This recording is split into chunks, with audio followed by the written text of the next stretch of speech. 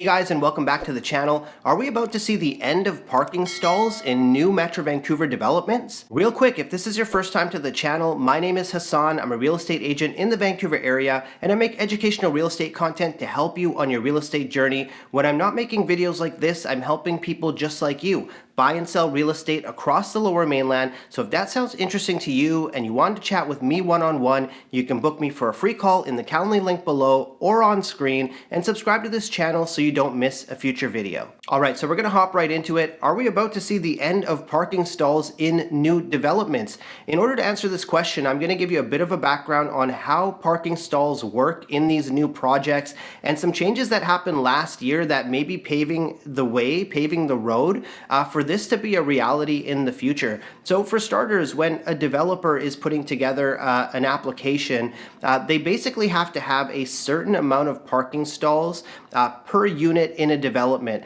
typically. So for example, they're putting their plan together, they're submitting it to the city, and the city may say you need to have 1.2 stalls per unit. Just as an example, there'll be some sort of number. And so in order for that developer to get their building permit, the plan needs to show that they have, the required amount of stalls, that they will be able to have that. Now, what happened last year in Vancouver, a couple of things. So first of all, provincially, the province came out and they came out with transit-oriented development zoning. And what that meant was allowing for certain minimum building heights very close to SkyTrain and to rapid transit.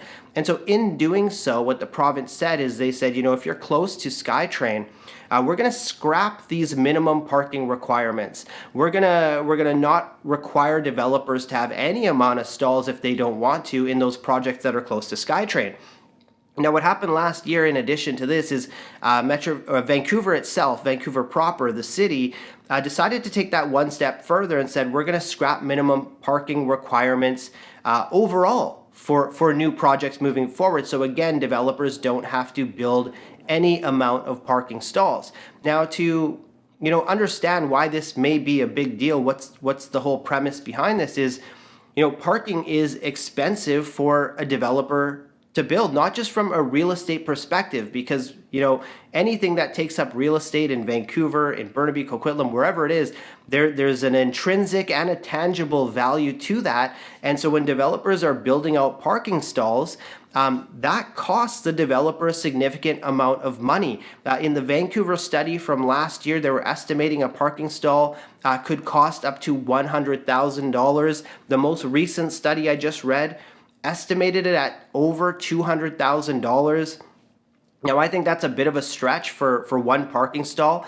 Maybe in the toughest of scenarios, you're building on the side of a cliff or something like that, then yeah, I could see, those costs escalating, but it's a significant cost to the developers. So the city of Van said, we're just scrapping minimum parking requirements altogether. And so now other Metro Vancouver cities have come together to do their own study, and they're basically looking at it and saying, okay, is there a way that we can remove parking minimums across our projects, not making developers create any certain amount of stalls, and in such a way be able to bring the cost down for the developer? So to talk just a little bit more about this study, this is where things get interesting. What this Metro Vancouver study found is that parking is oversupplied in these condo buildings by 47%, meaning that there are 47% more stalls than are actually occupied within that building. Now, for me as a real estate agent, I've been doing this for 10 years now. I've seen trends change surrounding parking. I've seen buyer preferences change as well. That 47% oversupplied, I really don't know where that number is coming from, because it's not what I see in my day-to-day course of business. Whether or not that number is from a study done maybe in the heart of downtown Vancouver, where fewer people are driving, fewer people have cars, but I struggle to see that as a number across Metro Vancouver as we look at cities outside of Vancouver, Burnaby, Coquitlam. Is this really the case? What I can tell you anecdotally is when I'm working with clients, buyers, we're going in and out of several buildings. I'll always take a look at the bulletin board that's posted because, and this is a quick tip, if you're buying a unit in a building, you don't want to leave that building without reading the bulletin board, because that's going to show you all of the little nuances about what's going on in the building. Has there been a series of break-ins in the mailroom? That's typically going to be posted on the bulletin board. Are there any sort of repair work that's coming up? That's going to be posted up there as well. So you kind of get a really good brief snapshot of a building when you look at its bulletin board. But what you'll also see, generally speaking, in my experience, is you'll have a whole bunch of people posting that they want to rent parking stalls, and not nearly as many people posting that they have stalls for rent.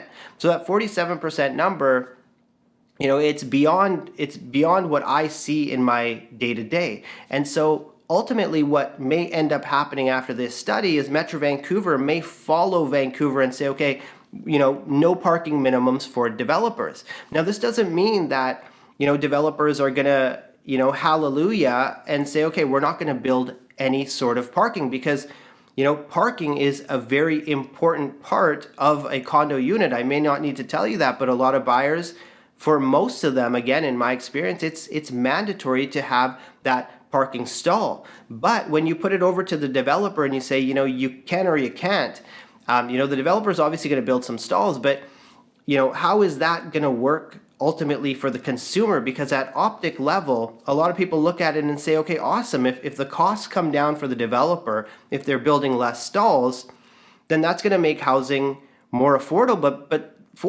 But that's not the case. That's not how it works. Those parking stalls that are there, they're going to actually, at a reduced number, they're going to carry more value. Are people going to be paying more for these parking stalls in order to have them? Now, an interesting thing has happened at the same time as this study happening, and that is, as of January 1st, development cost charges for developers increased. And this has been a big pain point for developers, to the degree that CEOs of large development companies have come together, written letters and emails, not just to the cities and the provinces, but also federally, to the federal government, saying these DCCs are getting out of hand, these development cost charges.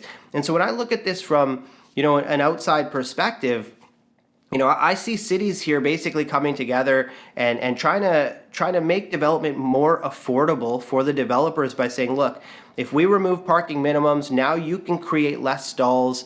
Perhaps you can gain more revenue from those stalls, and you can cut your costs as well, in an effort to protect the development cost charges. I think the two they go hand in hand, because the city doesn't want to cut into their revenue, so they keep collecting revenue. On the developer end, they have a bit more say, and they can control that cost a little bit better. Of course, they're taking on a risk if they build with too few spots, because they may be up against a developer who has more parking, more marketable units in a hotter market. People are going to obviously go for that project that has the parking stalls there. So some risk on the developer side. But the city protects their costs, and you and I, as consumers, perhaps you're a home buyer, may be tougher to get your hands on a parking spot. It's very interesting what has happened with parking spots over the years. The size of these stalls in general has shrunk and shrunk and shrunk. It's interesting when I'm showing properties with my clients. Oftentimes we'll be in downtown Vancouver. Maybe we're looking at an older building.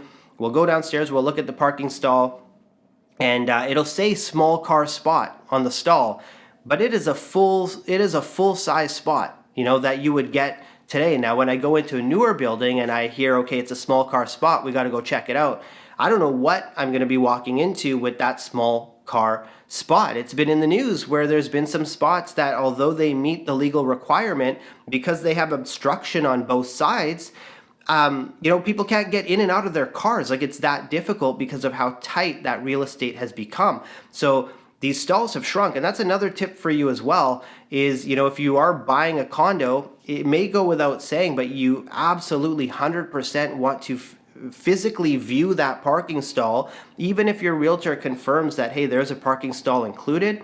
I personally will often go back to the building on my own. For example, if my client goes to an open house, they call me and they say, we want to write an offer, I'll ask them, I'll say, did you physically look at that parking stall?